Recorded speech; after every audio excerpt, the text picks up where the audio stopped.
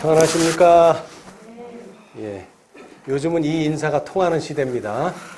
예. 얼마나 좀 불안한 것들이 많은지. 사실 예수님께서 많은 말씀들을 하셨는데 그 중에 하나가 비유입니다. 그렇죠? 예. 근데 비유를 왜 말씀하시는가? 이렇게 질문을 제자들이 하니까 예수님께서 이렇게 대답을 하셨어요. 마태복음 13장에 보시면 10절 제자들이 예수께 나와 가로되 어찌하여 저희에게 비유로 말씀하시나이까? 대답하여 가라사대 천국의 비밀을 아는 것이 너희에게는 허락되었으나 저희에게는 아니 되었나니 무릇 있는 자는 받아 넉넉하게 되고 무릇 없는 자는 그 있는 것도 빼앗기리라. 그러므로 내가 저희에게 비유로 말하기는 저희가 보아도 보지 못하며 들어도 듣지 못하며 깨닫지 못함이니라. 쉬운 말로 해서 비유는 그냥 비유가 아니라 실물 뭡니까? 교훈이죠. 예, 저는 요즘 실물 교훈을 좀 보고 있는데 여러분 인치는 기별의 실물 교훈 요 몇 달 사이에 바이러스에 감염된 사람이 얼마라고요? 200만 명. 인치는 기별은 1844년부터 176년을 지났는데도 아직 14만 4천이 안 찼는데 그 몇 달 사이에 얼마라고요? 200만 명. 엄청난 숫자죠. 그리고 뭐 누가 통계를 내는지 못하는데 자고만 일어나면 뉴스가 지금 몇만 명. 특히 우리나라는 뭐 충청도에 몇 명. 계속 보고를 해요. 매일. 그렇죠? 예. 여러분 인치는 기별도 마찬가지입니다. 매일 천사들이 뭐합니까? 보고하죠. 우리나라 어디에서 지금 한 명 추가. 예. 저기 미국에서 한 명 추가. 통계를 내고 있다는 것입니다. 아주 좋은 실물 교훈이에요. 예. 바이러스는 힘이 이렇게 센데 이 인치는 기별은 아직도 170년이 지났는데 아직도 이 강간부소식이에요. 그렇죠? 여러분 이 실물 교훈을 잘 보고 배우시기 바랍니다. 자, 재밌는 게 또 뭡니까? 이 감염되는 사람을 어떻게 판단해요? 이 사람이 감염됐는지 안 되는지. 뭐 기침만 한다고 되는 것도 아니고. 물론 열도 열이지만 뭐가 우리나라에서 발전했습니까? 진단 키트. 키트라는 게 뭐예요? 그냥 뭐 장치인지 뭔지는 모르겠지만 하여튼 손에 쥘만한 그런 조그만 도구를 가지고 이 사람이 양성이냐 음성이냐가 바로 판독이 나오는데 유전자 지도를 만들었대요. 이 바이러스의 유전자 지도를 인간이. 그래서 그 유전자 지도에 딱 갖다 대서 맞으면 뭡니까 이 사람? 양성. 안 맞으면 음성이라는 거죠. 유전자 지도를 파악 못했으면 그런 진단 키트 안 나옵니다. 그거 무슨 과학수사 연구소 가서 며칠을 그거 뭐 이렇게 테스트 해가지고 기다 아니다 이렇게 판단하는데 그게 아니에요. 왜? 유전자 지도를 파악했기 때문에 그래요. 그래서 얼마나 인간의 머리가 좋은지 그 유전자 키트가 근데 100% 일치하는 바이러스는 이 세상에는 없습니다. 약간씩 변형이 있어요. 근데 우리처럼 자 내가 여기 점 하나 있다. 그래도 이 영상으로 사람 분별하는 기계들은 판별해내요. 저 사람이 난지 아닌지. 이쪽에 점이 일로 갔다. 그래도 판별해내요. 왜? 점 하나 가지고 사람이 달라진 건 아니잖아요. 그 정도까지 인간의 과학이 기냐 아니냐를 판단해내요. 하물며 하나님의 시금석도 그렇게 판단할 수 있어야 되겠죠? 마찬가지입니다. 오늘 그것에 대해서 좀 연구를 해보자 이거예요. 그러면은 바이러스 속도보다 더 빠른 속도로 그게 늦은 비입니다. 자, 아까도 말했지만 수개월에 됐는데 늦은 비의 역사는 어떻게 될까요? 수개월까지 가지 않습니다. 아까도 시간표를 얘기했는데 이 늦은 비를 받으면 단시간 안에 그게 얼마가 될지는 모르겠지만 수개월은 안 갑니다.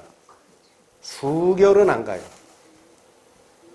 지금 우리는 실물 교훈을 보고 있는 겁니다. 예. 제가 지난 시간을 약간 요약을 하겠는데요. 지난 시간에 마태복음 13장 비유 중에서 하나를 봤는데 이 마태복음 13장 비유는 8개의 비유로 구성되어 있습니다. 8개. 8개. 8이라고 하는 숫자는 뭐라 그랬죠? 무한.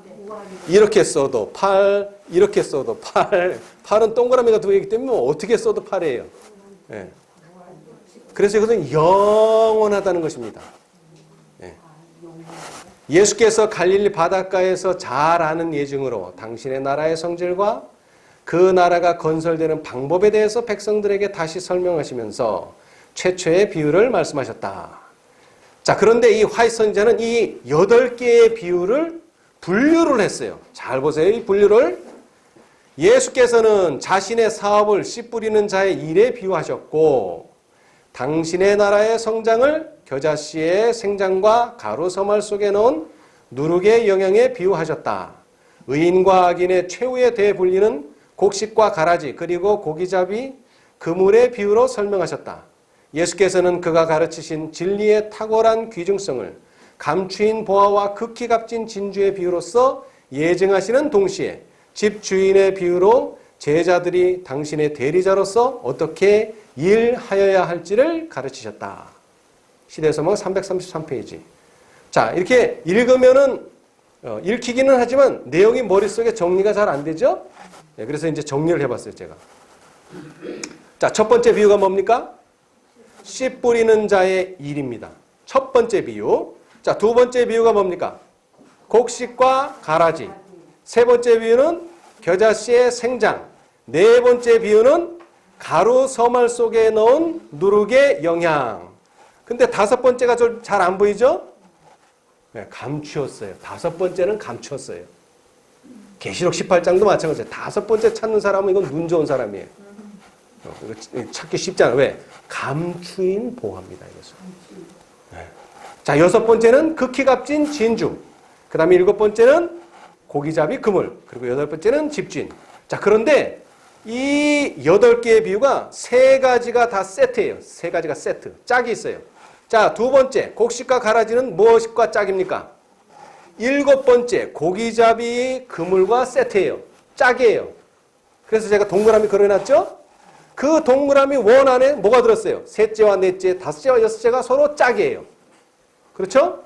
그래서 첫 번째는 자신의 사업을 표상하는 것이고 두 번째와 일곱 번째는 의인과 악인의 최후의 대분리를 표상하는 것이고 세 번째, 네 번째는 당신의 나라의 성장을 표상하고 그 다음에 다섯째와 여섯째는 진리의 탁월한 귀중성을 나타내고요. 그 다음에 여덟 번째는 당신의 대리자로서 어떻게 일해야 할지. 그래서 몇 가지로 분류됐죠? 5가지. 예. 어떻게 이렇게 다섯이 잘 맞네요. 예. 제가 맞춘 게 아니라 하나님이 맞춰 놓으셨어요. 그 다음에 여기도 보세요. 도형이 얼마나 안정돼요.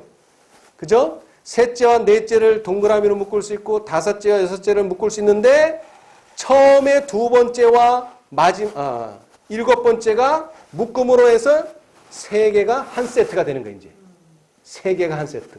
이렇게 될 때에 인이 쳐지는 겁니다. 완전하니까. 예. 하나님이 의도하고 설명하셨어요. 다. 그런데 우리는 이걸 다 보기 힘드니까 두 번째만 보겠어요. 알곡과 가라지의 비유.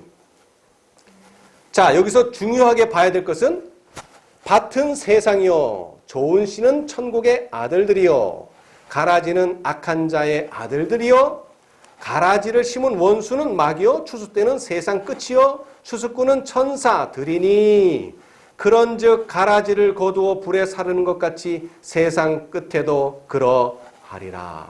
자, 그 다음 41절을 잘 보셔야 돼요. 인자가 뭐를 보내리니?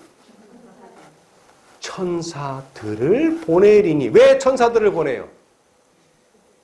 추수하려고. 추수는 누가 한다 그랬는데? 추수꾼은 무엇이니? 천사들이니. 해석을 다 해놨어요. 자, 그런데 이 천사들이 누구냐 이 말이에요. 이 천사들은 누굽니까? 계시록에 나오는 천사.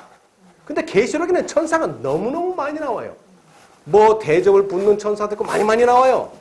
그런데 특별히 14장 5절로부터 나오는 천사. 그래서 그 천사는 어떻게 시작합니까? 그 천사를 어떻게 시작해요? 하도 천사가 많이 나오니까. 예? 날아가니가 아니고 또 보니 무슨 천사? 다른 천사, 여태까지 뭐 붓고 이런 천사 아니고 그것과는 다른 천사라는 거예요. 천사는 천사인데 다른 천사, 그런 성질의 천사가 아니야. 어떤 천사예요? 추수하는 천사라는 거예요. 근데 들이라고 붙여있죠? 분명히 들이에요. 들. 하나가 오는 게 아니에요. 그 수가 말하는 게 아니라 여러 차례에 걸쳐서 온다 이거예요. 여러 차례에 걸쳐서. 여러분 경제개발 몇 차까지 갔습니까? 저도 잘 기억을 못하는데. 예? 아, 그것도 5차예요? 이야, 이건 뭐 실물건이 너무 많네요. 예, 5차까지 갔답니다. 예. 1차가 여기 나오죠? 1차는 처음이니까 1차라고 말 안 해요. 그래서 다른 천사가 공중에 날아가는데 쭉 가고 이제 두 번째부터는 이제 순서니까 나와요. 또 다른 천사. 왜 또 달라요? 앞에 나온 천사하고 또 다른다는 거예요. 구분을 했다는 거예요. 그러면서 이번에 이제 순서가 나와요. 곧 둘째가 이제부터는 순서를 정하는 거예요, 이제. 근데 이 순서를 끝까지 5째까지 다 정하면 뭐 일이 없겠는데 요게 둘째하고 셋째만 나와요. 넷째는 또 안 나와요. 근데 우리가 이것을 잘 파악을 해야 되는데 이 천사들이 하는 일은 뭐라고요? 추수하는 일이다.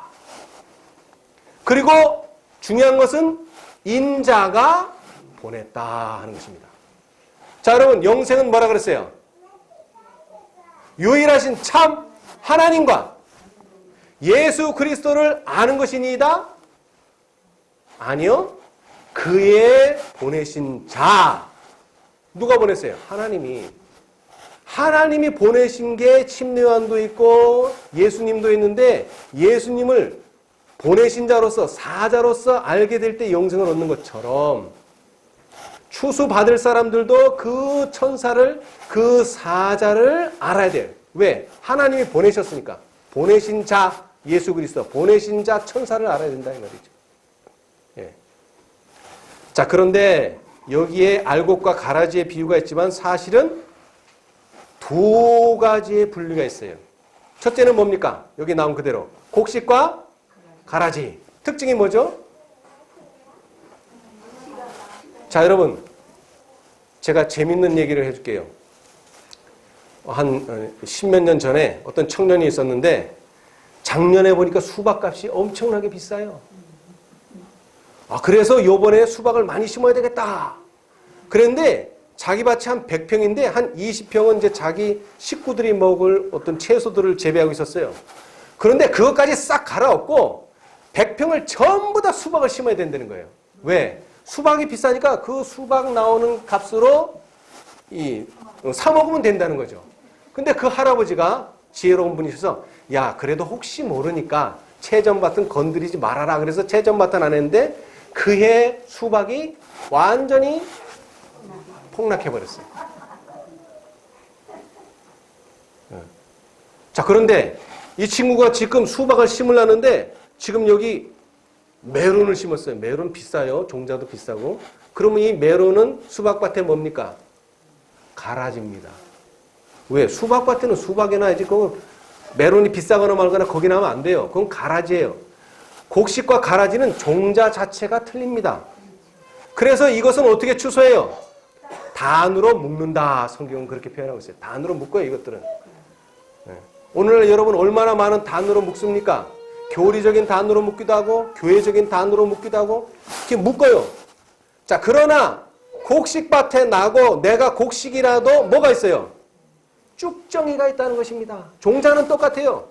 그런데 알곡은 100% 완전히 연그른 거. 그게 알곡이고 99%만 익으면 그건 뭡니까? 그건 쭉정입니다. 1%가 익어도 쭉정이, 50%가 익어도 쭉정이, 99%도 쭉정이, 100% 완전하지 못한 것은 다 뭡니까? 쭉정입니다. 이런 것들은 바람에 날아갑니다. 바람에. 네. 자, 우리가 자주 인용하는 넷째 천사들이 자주 인용하는 것이 바로 가래법은 기별 1권 363페이지인데 그것이 바로 리뷰 앤드 헤럴드 1892년 11월 22일자입니다. 셋째 천사의 큰 해침이 이미 시작되었다. 이것은 그의 영광으로 땅을 환하게 할 천사의 빛의 시작이다. 이렇게 말하고 있어요. 그것이 바로 1892년 11월 22일이에요. 그런데 제가 여기서는 읽지 않겠지만 두 번 성전 정결, 그 다음에 두 번 바벨론에서 나오려는 부르심이 가래 뽑은 기별 2권에 나와요. 그런데 이것이 리비 앤드 헤럴드 다음 날짜 얼마라고요? 1892년 11월 29일. 이 리비 앤드 헤럴드는 교인들을 위한 잡지입니다. 이것은 화이트인만 쓰는 게 아니라 뭐 우라이아 스미스도 쓰고 여러 사람들이 써서 여러 글을 모아서 하나의 신문처럼 만들어요. 신문이에요. 쉬운 예로 신문이에요. 근데 이것이 매일 나오는 신문이 아니라 일주일에 한 번 나와요. 그래서 22일에다 7을 더하면 얼마예요? 29일. 그래서 그 제목은 다 뭐예요? 마지막 때에 임박한 큰 위험과 특권 1, 2로 나눠서 나왔어요. 이것은 우리 교회 홈페이지 자유 게시판에 있어요. 이 원문을 해석한 게 제가 해석했어요. 있으니까 참고하세요. 자, 그리고 이제 29일에서 7일 더하면 얼마예요? 12월 6일이 나와요. 그때 제목이 뭐예요? 분명한 나팔을 불자. 1, 2. 그래서 12월 13일. 그 다음에 7일 더하면 얼마예요? 20일. 그리스도 우리의 소망. 자, 그 다음은 며칠이에요? 27일인데 27일은 신문이 안 나왔어요. 연말이라 그런지 안 나왔어요. 그리고 새해 들어서 첫 번째 나온 신문이 1893년 1월 3일. 제목이 뭐라고요? 함께 자라게 두어라. 1, 2. 제가 지난 시간에 1만 했는데 1, 2가 있더라고요. 연재. 내용이 너무 기니까 잘라서 반씩 냈어요. 자, 다시 말하자면 이 셋째 천사의 큰 외침은 결국 무엇을 불러올 것이다? 분리를 가져올 것이다. 이것입니다. 네, 분리. 자, 다시 말합니다. 곡식과 가라지는 아예 종자 자체가 틀립니다. 그렇죠? 네. 우리는 적어도 가라지는 아니에요. 그러나 내가 곡식밭에 났고 내가 곡식이라고 하더라도 내가 뭐가 되지 않으면 알곡으로 열매 맺지 못한다면 나는 쭉정이로 남게 될 것입니다. 자, 그래서 알곡이 되려면 어떻게 해야 된다 그랬죠? 밭은 세상이라고 그리스도께서는 말씀하셨다. 그러나 우리는 이것을 세상에 있는 그리스도의 교회를 의미하는 것이라고 해석해야 한다.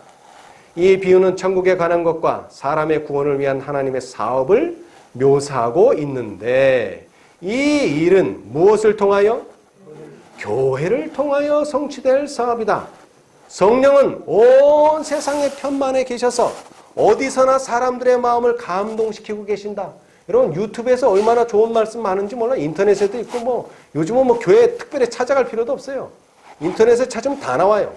그러나 그런 걸로는 곡식이 익지를 않아요. 왜? 그러나 우리가 하나님의 곳간에 거두어 들여질 만큼 자라고 익어 가야 할 곳은 어디라고요? 교회이다. 자, 교회는 뭡니까?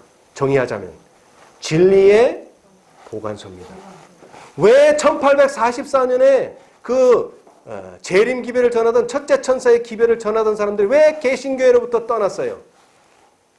여기는 더 이상 뭐가 아니다? 진리의 기둥과 터가 아니다는 결론이 났기 때문에 떠난 거예요. 자, 여기도 마찬가지예요. 자, 디모데전서 3장 15절. 만일 내가 지체하면 너로 하나님의 집에서 어떻게 행하여야 할 것을 알게 하려 함이니 이 집은 살아계신 하나님의 교회요. 그건 무슨 뜻이냐? 진리의 기둥과 터가 돼야지만 살아계신 하나님의 교회라는 것입니다. 간판만 교회라고 걸면 안 돼요. 제가 어떤 분하고 만났는데 자기 교회 이름이 성경에 나온다는 거예요. 그래서 어디 나오냐 그랬더니 갈라디아서를 뜩 펴면서 하나님의 교회. 그게 아니라는 거예요. 그 교회 안에 진리와 기둥, 진리가 있어야 된다는 거예요. 그 진리가 기둥이 되고 그 진리가 터가 돼야 돼요. 특별히 여기다 뭐를 붙여야 돼요? 오늘날 우리는 현대를 붙여야 돼요. 현대. 과거 2000년 전의 진리, 물론 그것도 진리지만 오늘날에 더 필요한 진리가 있다는 것입니다. 그것이 현대 진리. 그것이 바로 사자로 표현됐고 천사로 표현됐고 계시록 14장과 18장에 언급되어 있다는 것이죠. 자, 그래서 그 진리가 왜 중요하냐? 저희를 진리로 거룩하게 앞서서 아버지의 말씀은 무엇이다? 진리니이다. 우리가 거룩해지려면 뭐가 필요하다는 거예요? 진리가 필요하다는 거예요. 진리 없이는 절대로 거룩해지지 않습니다. 그래서 그 진리가 무엇이냐? 또 어떤 역할을 하느냐? 하나님의 말씀은 살았고 운동력이 있어. 좌우의 날선 어떤 것보다 예리하여 뭐를 쪼갠다고요? 홍과 영과 및 관절과 골수를 찔러 쪼개기까지 하며 또 마음의 생각과 뜻을 감찰한다는 것입니다. 그래서 진리가 필요하다는 것이. 자, 교회가 교인을 만듭니다. 맞습니까? 아멘. 그러니까 교회가 중요하단 말이에요. 그 교회에서 곡식이 열매 맺게 된다는 거죠. 자, 그런데 반대로 생각할 줄도 알아야 됩니다. 교인이 또 뭘 만들어요? 교회를 만듭니다, 여러분. 자, 그래서 에베소 5장 26절, 27절. 이는 곧 물로 씻어 말씀으로 깨끗하게 해서 거룩하게 하시고, 자, 우리 교인들이 물로 씻어 말씀으로 깨끗하게 하사 우리 교인들이 거룩하게 되면 그 교인들이 소속된 교회가 뭐가 되는 거예요? 자기 앞에 영광스러운 교회로 태어나는 겁니다. 교회가 교인을 만들고 또 교인이 교회를 만드는 거예요. 상호작용에 의해서. 자, 그래서 이제 오늘 할 내용은, 자, 우리 누가복음을 보겠습니다. 말씀이 진리고 진리가 우리를 거룩하게 하고 진리의 토대 위에 서야 되는데 오늘 우리가 공부할 진리는 바로 이런 것입니다. 자, 누가복음. 제자들의 엠마오로 가는 두 제자의 마음을 아주 뜨겁게 만든 게 뭡니까? 제자들의 마음을 뜨겁게 만든 거 누가복음 24장. 뭐가 그들의 마음을 뜨겁게 만들었다 그랬어요? 저희 마음을 열어 성경을 깨닫게 하시니 어떻게 됐다고요? 마음이 뜨거워졌다는 거예요. 근데 어떤 말씀이에요? 곧 근데 선지자의 글이 아니죠. 자, 44절. 24장 44절. 또 이르시되 내가 너희와 함께 있을 때에 너희에게 말한 바 곧 모세의 율법과. 여러분, 성경, 특별히 이때 당시에는 신약이 없습니다. 자, 구약의 첫 번째 책이 뭡니까? 모세오경입니다. 모세오경. 자, 근데 또 거기도 뭐가 나오죠? 거기에도 모세, 경, 창세기, 출애굽기, 레위기, 민수기, 신명기 요 5권. 자, 그 다음에는요. 모세오경과 율법과 모세의 율법과 그 다음에 나오는 게 뭐예요? 선지자의 글. 여러분 39권이 구약인데 구약의 뒷부분이 다 뭡니까? 선지자의 글입니다. 그 중에서도 큰 선지자가 있고 작은 선지자가 있어요. 큰 선지자가 몇 명이에요? 모를 때는 오라 그러세요. 5이네요. 이게 또 어떻게 5이죠?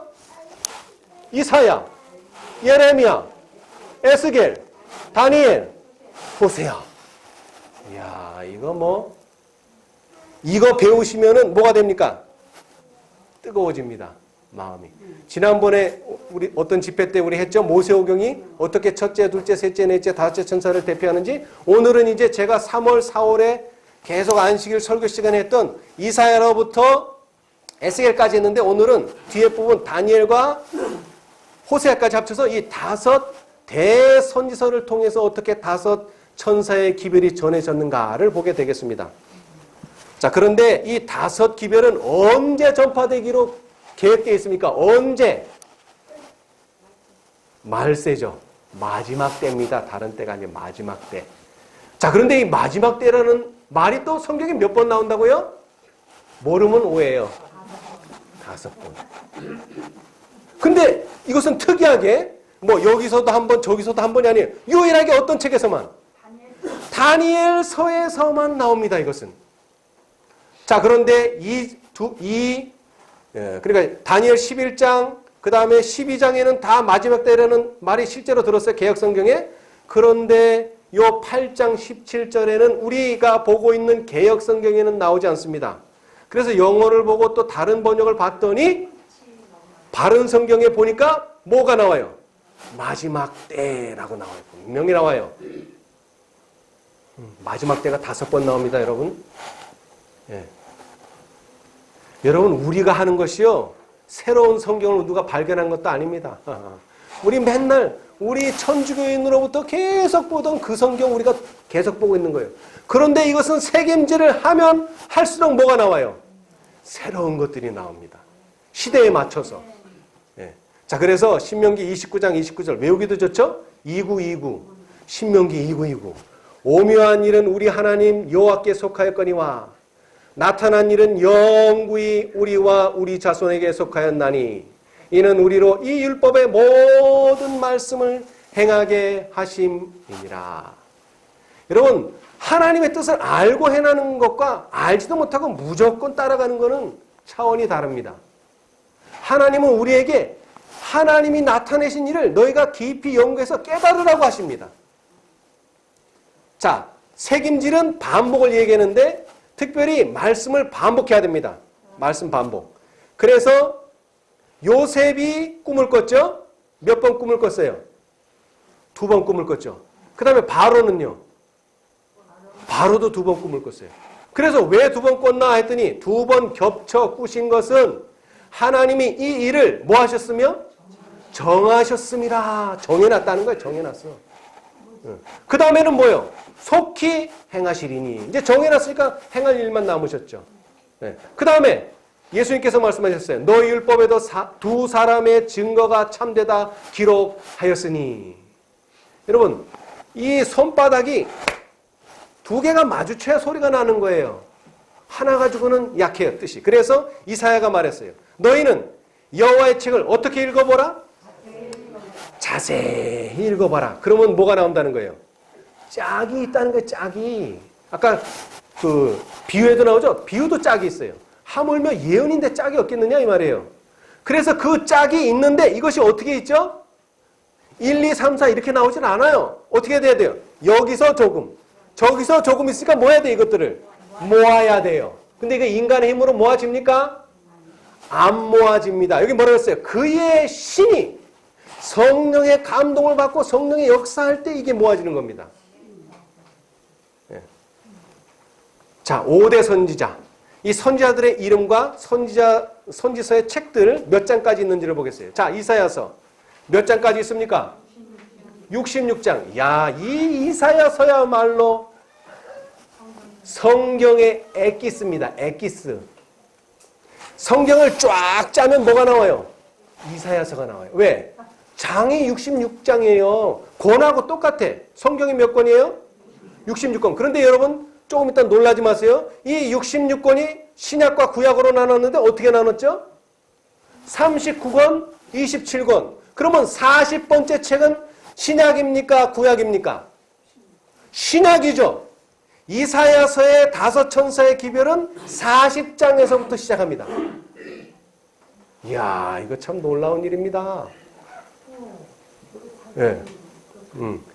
자, 근데 그건 좀 이따 보고요. 자, 예레미야는 몇 장까지 있습니까?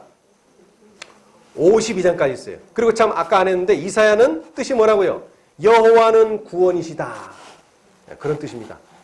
그래서 예수님에 대해서 너무나 설명을 잘 해놨어요. 이사야서가. 여러분 대부분의 개신교인이 이사야 구약은 잘 안 보는데 특별히 뭐는 잘 봅니까? 이사야 53장. 이건 아주 잘 봅니다. 왜? 예수님을 너무나 잘 설명해놨기 때문에. 구원자로서. 자, 그 다음에 예레미야. 예레미야는 52장입니다. 52장. 그런데 유일하게 성경 66권 중에 유일하게 슬픔을 노래한 책입니다. 이게 예레미야 애가라는 특별한 책이 있어요. 여러분 둘째 천사의 기별이 뭡니까? 무너졌다. 무너졌다. 슬프다. 이 얘기죠. 둘째 천사의 기별은 무너졌다. 슬프다. 바벨론이 무너졌다. 그런데 예레미야 애가가 거기 첨가되어 있어요. 그리고 여호와는 떨어뜨리신다. 흔드신다 이 말이에요. 막. 그래 단단히 붙잡고 있지 않는 사람들은 어떻게 됩니까? 다 떨어집니다. 자, 그 다음 세 번째 책 에스겔은 48장까지 있습니다. 여호와께서 강하게 하심. 이 세 천사의 기별은 어떤 기별이라고 그랬죠? 닻이 된다 그랬어요. 닻이. 그리고 이거 받아들이면 어떻게 된다 그랬어요? 절대로 흔들리지 않는다. 미혹당하지 않는다. 여호와께서 강하게 하심. 자, 그 다음 네 번째 책. 자, 그런데 여기 세 책하고 넷째, 다섯째 책하고는 색깔이 다르죠? 여러분, 제가 지난 시간까지, 지난주까지 이사야, 예레미야, 에스겔 5천사의 기별을 했는데 다니엘서는 아무리 그렇게 찾으려고 해도 찾을 수가 없어요. 다시 말하자면 넷째와 다섯째는 특별한 기별이 있는 게 아니라 넷째와 다섯째의 역할은 세 천사의 기별을 도와주고 세 천사의 기별에 힘과 능력을 주는 일을 하는 것입니다. 똑같아요. 자, 그래서 다니엘서는 12장으로 되어 있는데 제가 지난 시간에도 말했지만 반 뚝 잘라서 1장부터 6장까지는 뭐라고요? 역사.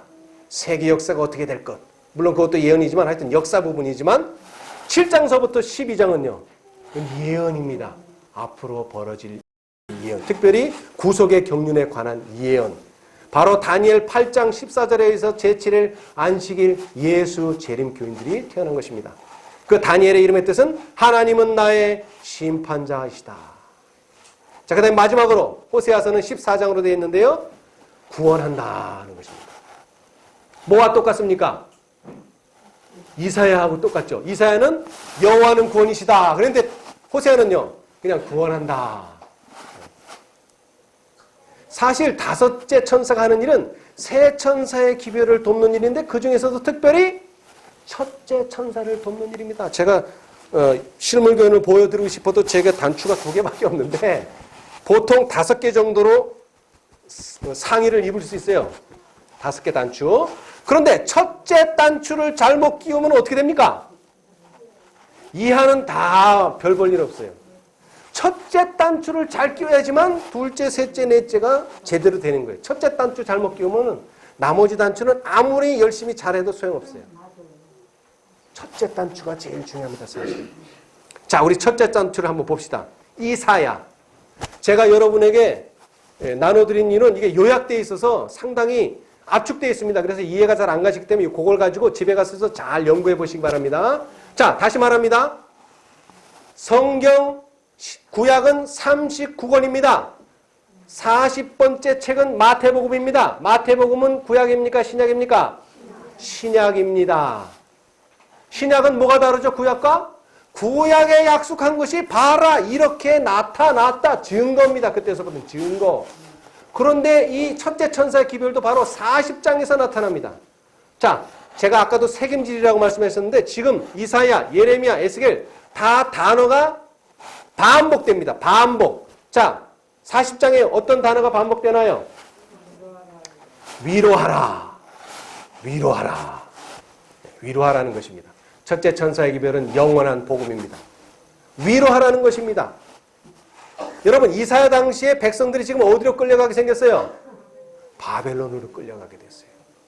바벨론으로. 그러나 이것이 너희의 끝이 아니고 다시 돌아올 것이 약속됐기 때문에 뭐하라? 위로하라 하는 것입니다. 위로하라. 자, 41장. 여기서는 뭐가 반복됐습니까? 보라. 보라가 반복됐죠. 보라, 보라. 네. 뭘 보라는 거예요? 뭘 보라는 거예요? 내가 비로소 시온에 이르기를 너희는 보라. 누구를 보라? 그들을 보라. 그들을 보라. 이 그들은 누굽니까? 그들은 누구예요? 자, 그 다음 읽어보면 내가 기쁜 소식 전할 자를 예루살렘에 주리라. 그럼 누구 보는 거예요?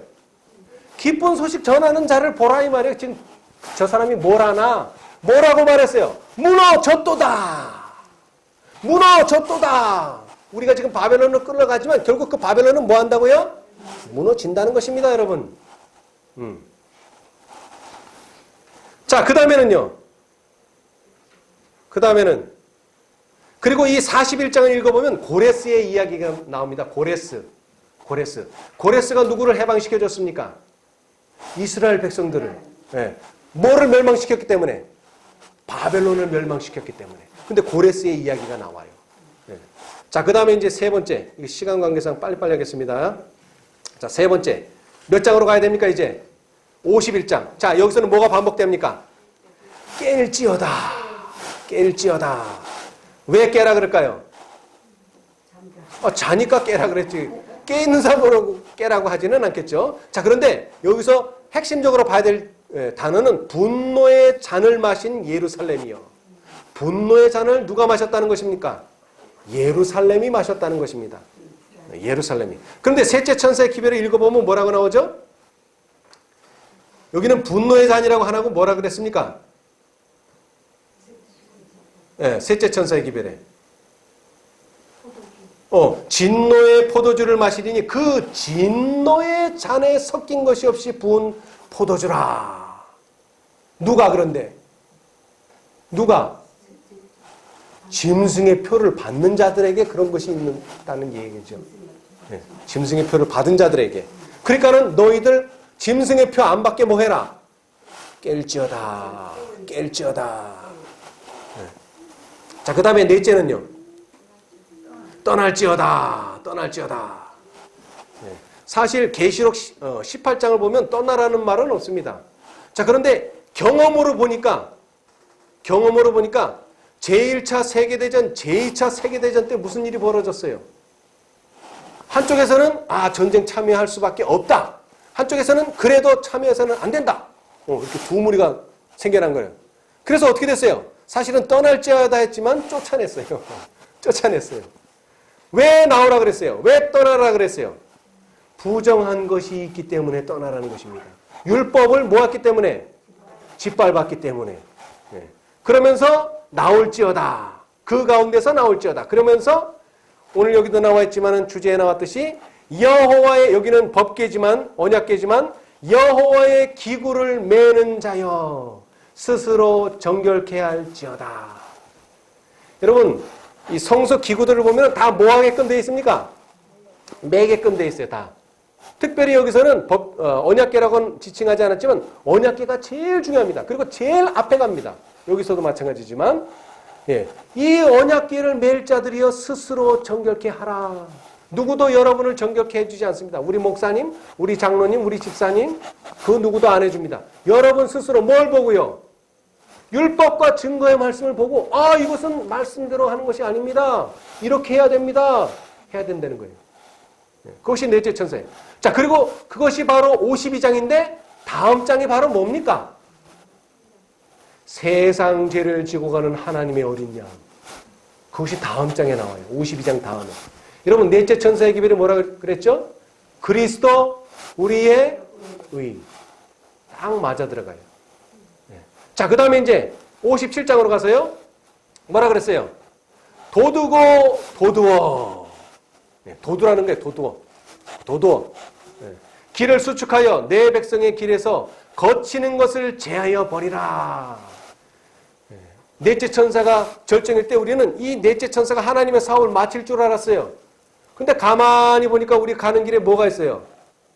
흠이 보이기 시작했어요. 흠이. 우리 길에 흠이. 그래서 우리가 그 길을 도두는데 뭐예요? 나가래요. 네. 그렇게 됐어요. 네. 자, 그 다음에 이것은 57장으로 끝나는 게 아니라 62장에 가면 성문으로 나아가라. 나아가라. 백성의 길을 예비하라. 대로를 수축하고 수축하라. 도를 제하라. 누구를 위하여? 만민. 여러분, 여태까지는 이스라엘에 대해서 계속 언급해 왔어요. 그런데 여기서는 누구를 위하여?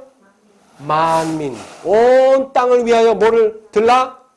길을 들라. 이게 늦은 뒤에 셋째 천사의 큰 해침 또는 늦은 뒤의 역사입니다. 다섯째 천사 이후에 있을 62장에서 이사야서는 첫 번째 책이면서 이 첫 번째 단추를 잘 끼워야지만 나머지 둘째, 셋째, 넷째, 다섯째까지가 잘 풀릴 수 있습니다. 이사야는 복음을 전한 사람입니다. 그리고 이 이사야서를 잘 이해하는 사람은 성경 66권을 잘 이해할 수 있는 사람입니다. 여러분 모두 이해하시게 되기를 바랍니다.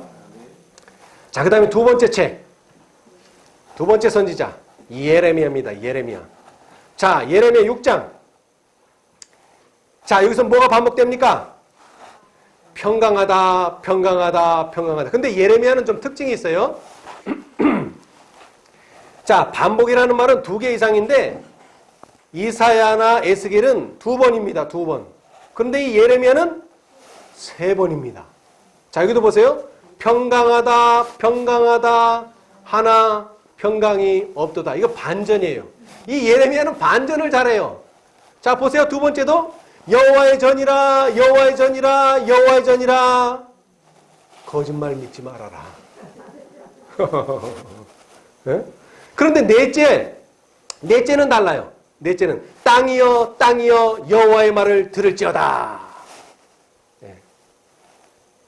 자, 첫 번째 평강. 여러분 복음은 무엇을 줍니까? 우리에게 평강을 줍니다. 평강을 줍니다. 그래서 이 영원한 복음을 받아들이라는 거. 왜? 지금 네가 평안하다 평안하다 평강하다 평강하다 하지만 지금 너한테는 평강이 없다. 자, 그 다음에 두 번째 여호와의 전에 반대되는 것이 바벨론입니다. 바벨론을 무너지면서 여호와의 전이 높임을 받아야 되지만 사실 그것은 여호와의 전이 아니다는 뜻입니다. 그 다음 세 번째는요. 다시 반복합니다. 첫째가 다시 반복해요. 평강하다 평강하다 하나 평강이 없도다. 그 다음에 네 번째는 땅이여 땅이여 여호와의 말을 들을지어다. 이것이 22장인데 23장 5절로 6절이 우리가 잘 아는 뭡니까? 여호와 우리의 의라 하리라. 그것이 다음 장에 나와요. 여러분 벙어리와 여기 여호와의 말을 들을지어다 들을지니라 그랬는데 여러분 벙어리와 귀머거리와의 관계를 아십니까? 여러분 잘 들으세요. 벙어리가 귀머거리가 있습니까? 있어요. 헬렌 켈러 같은 사람. 벙어리가 귀머거리가 있어요. 그런데 벙어리가 귀머거리 되는 예는 극히 드뭅니다. 극히 드물어요. 두 가지 장애를 갖는 건 극히 드물어요. 헬렌 켈러 같이 어떤 사건에 의해서 두 가지를 한꺼번에 잃어버리지 않는 한은 그 두 가지 장애를 갖기는 쉽지 않아요. 근데 여러분 주위에 잘 보세요. 이제 귀머거리는 벙어리가 엄청 많습니다. 왜 그럴까요?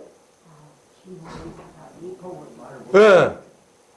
여러분 계시록 2장 3장 읽어보세요. 귀 있는 자는 들을지어다 귀 있는 자는 들을지어다 귀 있는 자는 계속 반복돼요. 7번이나. 근데 듣지 않으면 어떻게 되는 줄 아세요? 벙어리가 됩니다. 여러분.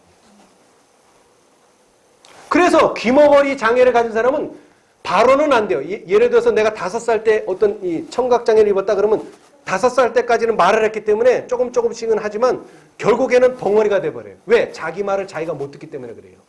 자기 말을 자기가 못 듣기 때문에. 그런데 벙어리가 귀머거리가 되지는 않아요. 장애가 있지 않는 한. 그러나 귀머거리의 장애를 가지면 결국에는 벙어리가 돼버립니다. 영적으로도 똑같아요. 여러분. 진리의 말씀 안 듣는 사람은 자기도 모르는 사이에 짓지 못하는 개가 돼버립니다. 그래서 교회가 중요하다는 거예요. 여러분 여기는 뭐 서당계 3년에 풍어를 넘는다 그것도 들어야 나오는 거예요. 듣지 않으면 안 나와요. 그리고 듣는다고 되는 게 아니에요. 여러분. 입으로 시인을 해야 돼. 시인. 다섯째 여기만큼 다섯째 많이 얘기하는 데도 없어요. 자꾸 듣고 자기도 말하다 보면 자기가 다섯째가 돼버려요. 여러분 예언의 신에 보면은 제가 정확히 기억은 못하겠는데 실물교훈인지 시대서망인지 둘 중에 한 권에 있는데 말은 왜 나옵니까? 말. 내 사상, 내 생각을 말로 표현합니다. 그런데 화이붕이는 반대로 얘기했어요. 말이 뭐를 만든다고요? 내 사상을 만듭니다. 맨날 안 돼. 그럼 진짜 안 돼요. 되는 일도 안 돼. 근데 대하는 사람은 안 되는 일도 됩니다. 저는 전에 잠언서에 게으른 자는 사자가 밖에 있다 하느니라. 도대체 이게 무슨 뜻인가? 그래서 여러분 이거 무슨 뜻인지 아세요? 게으른 자는 사자가 밖에 있다 하느니라. 그러니까 그게 무슨 뜻이냐고요? 그러니까 게으른 자는 이유를 댄다는 거예요. 이런 이유 저런 이유. 여러분 이유 되려면 끝도 없고 한도 없어요. 근데 성공하는 자는 뭐라고 얘기하냐? 그러니까 실패하는 자는 이렇게 얘기해. 나는 이래서 안 되고 나는 저래서 안 되고 저래서 안 되고 저래서 안 된다. 근데 성공하는 자는요. 나는 이렇지만 성공했다. 나는 저렇지만 성공했다. 성공하는 사람의 특징이에요. 근데 실패하는 사람은 맨날 나는 이래서 안 되고 저래서 안 되고. 이유를 찾는 거예요. 여러분 사자가 밖에 있다고 하면 자기 물러옵니까? 그러니까 쉬운 말로 구데기 무서워서 장을 못 담근다 이거예요. 그거는 핑계라 이거예요. 핑계. 이 게으른 자는 핑계를 댄다는 거예요. 어떻게 해서든지 안 할 핑계. 그런데 할 사람은요. 어떻게 해서든지 또 한다는 거예요. 핑계를 대서. 여러분 이것은 힘쓰는 자가 돼야 됩니다. 힘쓰는 자가 돼야 돼요. 예. 자, 여기 이 예레미야는 넷째 천사의 기별까지는 예레미야서에 나오지만 다섯째는 에가에 나옵니다. 4장에. 자, 뭐라 그랬어요? 가라. 가라. 그리고 뭐 하라 그랬어요? 만지지 말라. 그러니까 이 가라는 건 어떤 전진의 이야기도 있지만 뭐예요? 나가라는, 나를 붙이면 더 좋아요. 나가라. 나가라. 나가라. 만지지 말라. 네. 자, 이제 그 다음에 에스겔. 네. 이 다른 것도 마찬가지지만 장으로 연구하셔야 됩니다. 꼭 성경절만 가지고 연구하지 마시고. 자, 이 에스겔은 2장서부터 시작하는데요. 두려워 말고 두려워 말지어다. 그 다음에 두려워 말며 무서워 말지어다. 두려워하지 말라는 것입니다. 여러분, 복음의 첫 번째 조건은 뭡니까? 두려워 말라는 것입니다. 왜? 놀라운 일이 벌어질 것이기 때문에, 앞으로. 상당한 변화를 볼 것이기 때문에. 그리고 또 하나는 뭐예요? 지금 내 앞에 있는 사람들이 나와 상대가 안 될 만큼 나는 아주 연약한 존재라고 하는 것입니다. 복음의 특성이 그렇습니다. 자, 그 다음에 7장에는요. 끝났도다. 끝났도다. 끝이 났도다. 끝이 났도다. 볼지어다. 임박하도다. 이스라엘 땅에 대하여. 이스라엘 땅에 대하여 그렇게 말했습니다. 예. 자, 그 다음에 에스겔 7장 다음에 나오는 게 몇 장이죠? 9장. 거기에 뭐가 나옵니까? 인치는 기별이 나오죠. 이 위치가 상당히 중요해요. 그러니까 하나님께서 계시를 보일 때 그냥 아무렇게나 보여준 게 아니에요. 다 거기 나올 자리에 나오게 했어요. 둘째 천사와 셋째 천사 사이에다가 인치는 기별을 딱 넣어놓으셨어요. 그 다음에 20장에는 뭐라고 나옵니까? 국문하려느냐. 이 국문이라는 어려운 단어가 나오는데 쉬운 말로는 심판하려느냐 또는 판단하려느냐. 네. 판단하려느냐 심판하려느냐. 셋째 천사의 기별이 그것입니다. 자, 그리고 여러분 이 구약이요 39권인데 몇 장인지 아세요? 구약이?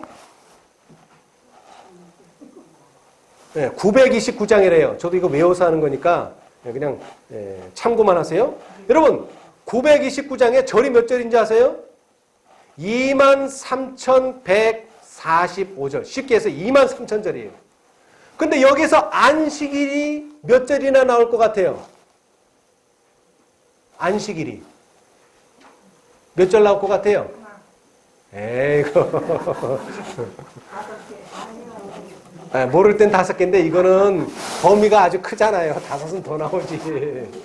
80군데 나와요. 80절에. 여러분 23,000절 중에서 80절이면 1%도 안 돼요. 1%도 안 돼. 근데 우리는 그것을 강조하고 있어요. 중요하다고. 그런데 이 에스겔 20장에만 몇 번이 나오는 줄 아세요? 6번이 나오는데 이사야 전체에 6번 나와요. 이사야 전체에 6번 나오는 그 6번이 에스겔서에서는 유독 20장에만 6번 나와요. 안식일을 얼마나 강조하는지 몰라요. 안식일을 이 20장에서 20장에서 안식일을 엄청 강조하고 있어요. 네. 자, 그 다음에 11장 4절에 예언하고 뭐 할지어다? 예언할지어다. 네. 자, 계시록 10장 11절에는 뭐라 그랬죠? 다시 예언해야 한다. 네. 아, 참 이게 이 위로 들어가야 되는데 이게 위치가 잘못됐습니다, 여러분. 정정하세요. 11장 16장은 어디 위에 가야죠? 20장 위에 가야죠? 잘못됐어요. 네. 자, 그래서 11장에는 원래 윌리엄 밀러가 딱 그 날을 정한 건 아닙니다. 1833년 3월 22일부터 한 1년 정도를 예수님이 오시는 그런 기간으로 왔어요. 기간, 날짜가 아닙니다. 기간. 그런데 그 예언이 틀려버리는 바람에 첫 실망을 하게 됐죠. 그랬을 때 스노우라는 사람이 나와서 아니다. 이것은 가을이다. 그래서 영국에서 10월 22일로 다시 예언했어요. 그렇죠? 예. 그 다음에 나온 게 뭐예요? 밤중 소리죠. 화있을진저 내가 모든 악을 행한 후에. 근데 밤중 소리의 결론이 뭡니까? 열천녀를 맞은 다음에 문이 닫혔어요. 그래서 이것 때문에 아주 화이트 부인이 곤욕을 당했어요. 문이 닫혔다는데 왜 우리는 아직 살아있으면 왜 은혜의 시기는 아직도 계속되고 있는가? 이거를 그때 당시에는 해석을 못했는데 어떤 문이 닫힌 거야 이게? 성소문이 닫힌 겁니다. 성소문이 닫힌 것이지 은혜의 문 자체가 닫힌 건 아니었었어요. 예. 그래서 밤중 소리가 나와요. 20장 되기 전에. 자, 그 다음에 21장에는 뭐가 나옵니까? 드디어 넷째 천사의 기별. 칼이여 칼이여 날카롭고 마강되었도다. 칼이 뽑히도다. 칼이 뽑히도다. 예. 자, 그래서 넷째 천사의 기별, 믿음으로 말미암은 의 또는 분리의 기별을 말하고 있어요. 칼은 분리죠. 전쟁, 다툼. 자, 그런데 스룹바벨, 덮는 그룹에 대한 이야기가 바로 21장과 33장, 넷째와 다섯째 사이에 나와요. 너는 기름 부음 받은 덮는 그룹이며 완전하다니 마침내 불의가 드러났도다. 그리고 이제 마지막으로 33장에 돌이키고 돌이키라. 그리고 어떻게 하라? 떠나라.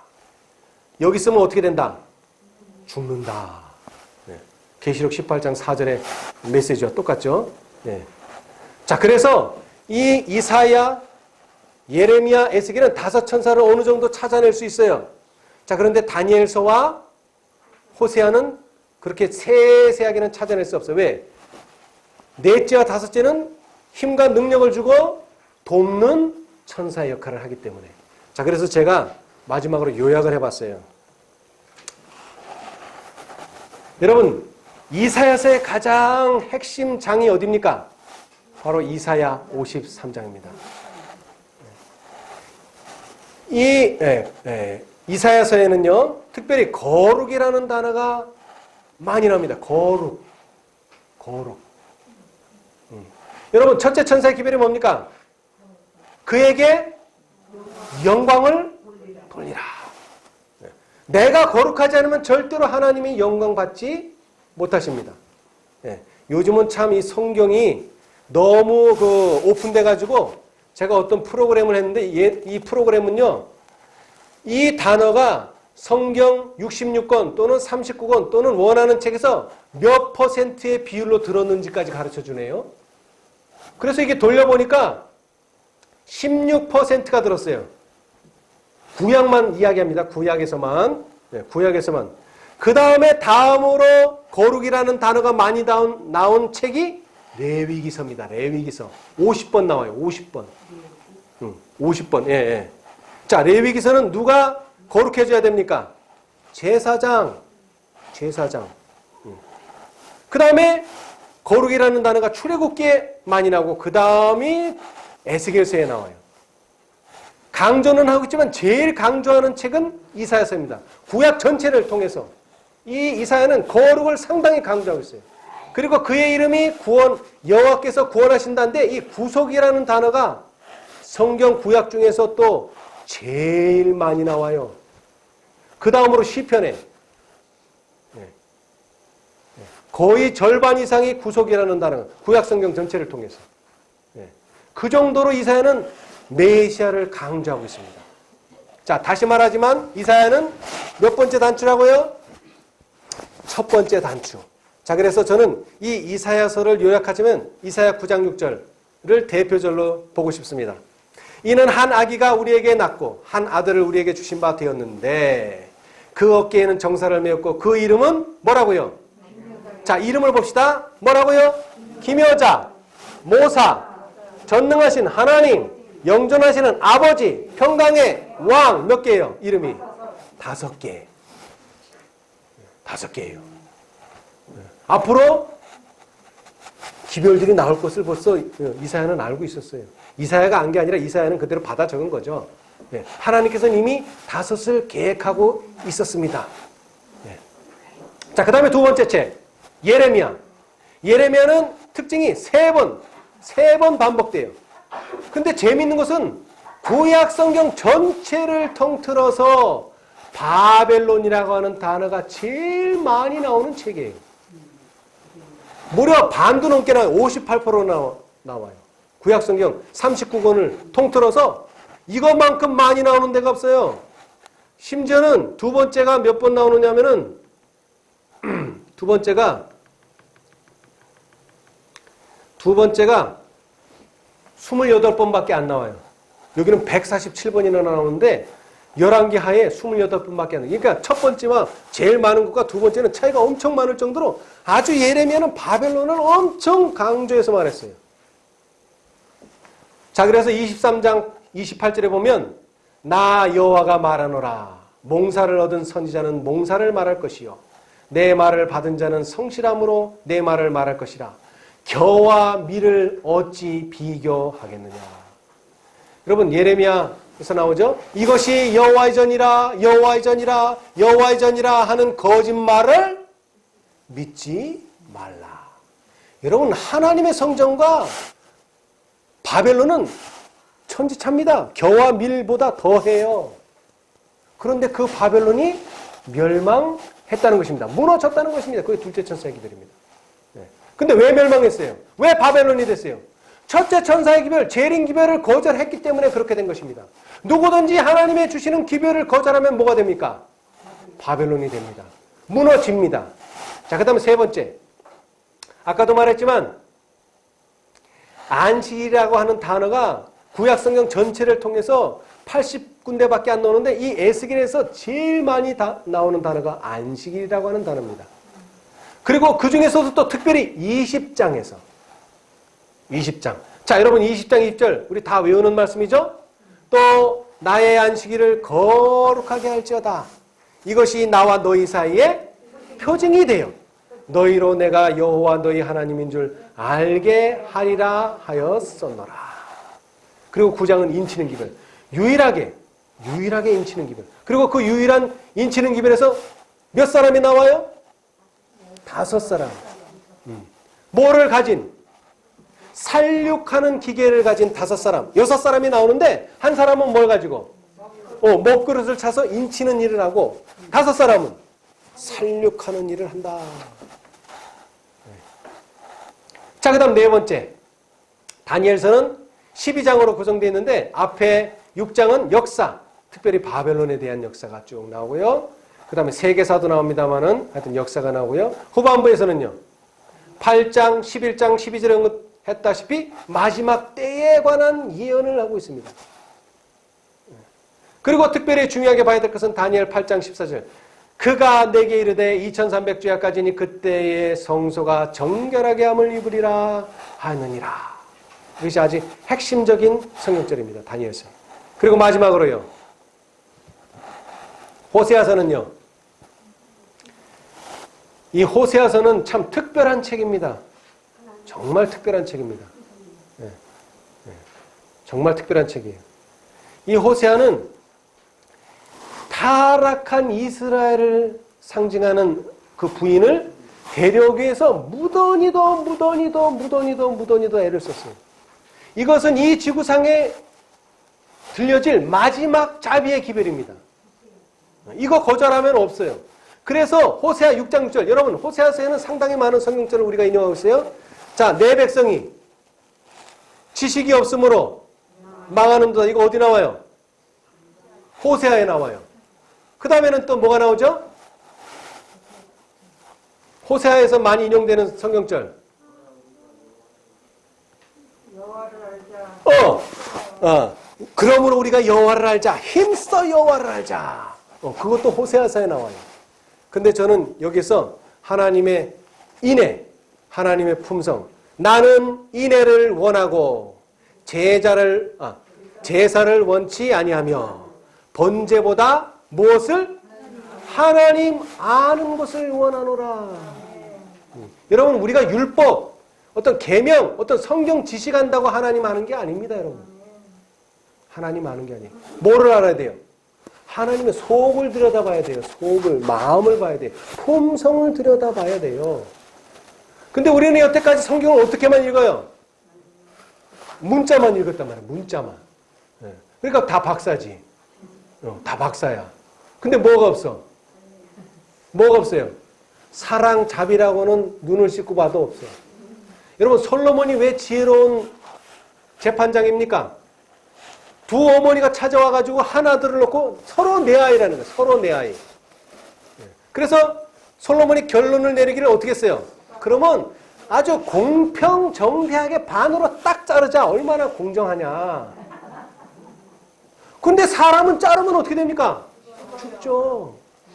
공정을 하는데 자비가 없어지는 거예요. 그건 생명 자체. 그러니까 반은 가져봐야 소용없는 거예요.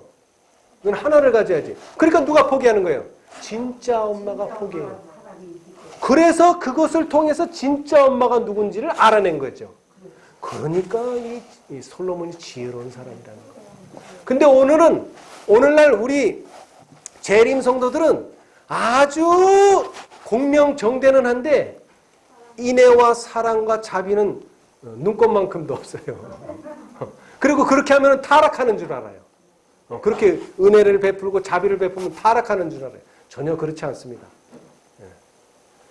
자, 그래서 저는 예레미야 6장 16절 여호와께서 이같이 말씀하시되 너희는 길에 서서 보며 옛적 길 곧 선한 길 어디인지 뭐하고? 알아보고 그 다음에는요 그리로 행하라. 그러면 어떻게 됩니까? 너희 심령이 평강을 얻으리라. 아멘. 자, 그런데 저는 이번에 좀 번역을 좀 바꾸고 싶어요. 여러분, 아침 인사로 서양 사람들이 뭐라 그래요? 굿모닝. 그러면 선한 아침. 선한 아침이 아니죠. 그것은 좋은 아침. 좋은입니다. 좋은. 자, 그래서 저는 여러분, 우리가 가는 길은 좋은 길입니다. 나쁜 길이 아니에요. 절대로. 좋은 길이에요. 그런데 이건 어떤 길이에요? 옛적 길이에요. 새 길 아닙니다. 자꾸 새 길 찾는 사람들은 큰일 납니다. 옛적 길을 찾아야 돼요. 창세기, 출애굽기, 레위기, 민수기, 신명기, 모세율법에서 찾아야 되고 5개의 선지서 이사야, 예레미야, 에스겔, 다니엘, 호세아에서 하나님의 보내신 사자, 천사들의 기별이 무엇인지를 깨달아야 됩니다. 옛적 길에서 길을 찾아야 돼요. 그것은 우리에게 좋은 길입니다. 알아봐야 돼요. 그 다음에 그리로 행하라. 자, 신약에는 이렇게 말씀하셨어요. 범사에 헤아려 무엇을 취하고? 좋은 것을 취하고 악은 모양이라도 보리라. 평강의 하나님이 친히 너희로 온전히 거룩하게 하시고 뭐한 사람에게? 좋은 것을 취한 사람에게. 그렇죠? 너희로 온전히 거룩하게 하시고 또 너희 온 영과 혼과 몸이 우리 주 예수 그리스도 강림하실 때에 흠없게 보존되기를 원하노라. 아멘. 여러분, 옛적 길, 좋은 길을 취하시기를 바랍니다. 그런데 이것은 함부로 취해지는 게 아니에요. 뭐를 해야지만 알아보고 취하는 겁니다. 알아보지 않고서는 절대 취해지지가 않아요. 여러분, 이번 기회에 이 5 천사를 좀 더 깊이 연구하시게 되시기를 바랍니다. 옛적 길 곧 좋은 길로 우리 함께 모두 가셔서 하늘의 영원한 나라에서 우리 모두 함께 하게 되시기를 간절히 바라면서 말씀 마치겠습니다.